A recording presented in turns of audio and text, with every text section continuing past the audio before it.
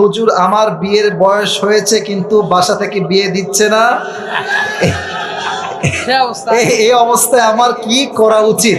বিয়ে যদি আব্বা না দেয়, একটা কাজ করতে পারো।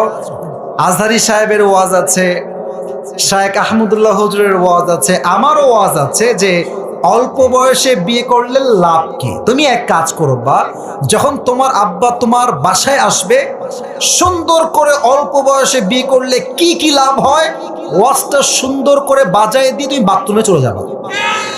দিয়ে তুমি বাথরুমে গিয়ে বসে থাকবা, তোমার আব্বা ওয়াজ শুনবে, অল্প বয়সে বিয়ে করলে এই এই এই এই এই এই লাভ হয়। যদি আমি আব্বা বিয়ে না দেই আমি কনফার্ম জাহান্নামী হয়ে যাব। ওয়াজ চলতেছে, তুমি বাথরুম থেকে বের হয়ে দেখবে আব্বা বলছে, কিরে বেটা বিয়ে করবি না কিরে? এটা হলে তো হতেও পারে, ঠিক কিনা বলো? একটু ওয়াজ শোনায় হেদায়েতের পথে আনা ট্রাই করবে, 1 নাম্বার। 2 নাম্বার, যদি আব্বা তোমাকে বিয়ে নাই দেয়, তোমার বাসায় যে খাটটা আছে এটা করাত নিয়ে আসবা। করাত নিয়ে এসে বলবা, এই খাট আমি রাখবো না, এই খাটটা কাপল খাট, আমার তো বউ নাই, খাট দিয়ে আমার কি হবে? তো তোমার আব্বা বলবে, কেন রাখবি না তুই কাপল খাট? বলবো যে আব্বা এই খাট একমাত্র বউ হলে থাকবে, নয় এই মুহূর্তে আমি খাট কেটে ফেলবো। আচ্ছা, আর একটা কাজ তুমি করতে পারো, অলওয়েজ মন মরা, কিরে খাবি না,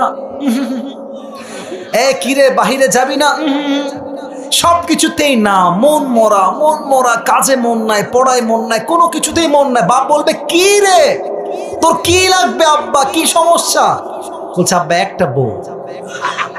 একটা বউ তুমি আমাকে দিয়ে দাও, আমি শুধু পড়াশোনা কেন, আমি কাজ করতেও আমি প্রস্তুত আছি, ঠিক কিনা বলেন?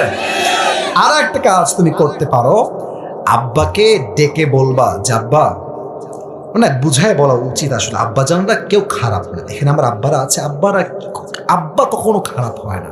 মাথা রাখবা, পৃথিবীতে প্রত্যেকটা পিতাই ভালো পিতা, প্রত্যেকটা পিতাই ভালো আব্বা, কিন্তু বোঝার ক্ষেত্রে একটু ভুল বুঝাবুঝি হয়।